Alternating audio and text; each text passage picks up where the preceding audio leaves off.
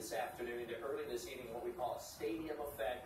It's building up thunderstorms right around the eye. Imagine sitting in a sports stadium, could be Hermine Field, and it kind of has that bowl effect where you have people that can sit around and look down at the field. Well, in this case, you're looking down at the eye, which is that stadium effect, so-called, and then these thunderstorms shooting high up into the atmosphere. That's the eye wall, and that's where the strongest, most violent part of the hurricane is going to be. Now we're looking straight down on that eye as it makes it, boy, look how close it is to land. They're not very far away, but it looks like it'll kind of go through that little area that's in the Big Bend. So it gives it a little more time over water. Not much. I suspect it's just about at peak intensity now with those rain bands really wrapping around that eye, which is over the northeastern portions of the Gulf of Mexico. There it is, spiraling bands of intense wind and rain. Now moving back into Jacksonville, heavy rain.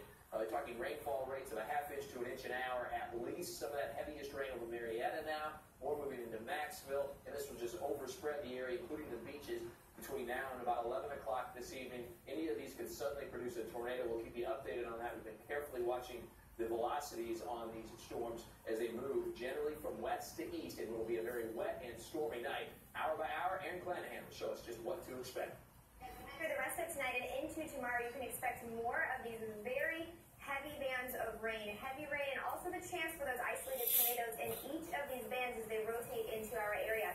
So this is for 11:30 tonight. You can see more of those heavy bands of rain moving in from the Gulf of Mexico associated with Hurricane Hermine. By 1 o'clock in the morning, another heavy band of rain moving through Columbia County, Baker County, also Union and Bradford County. And remember,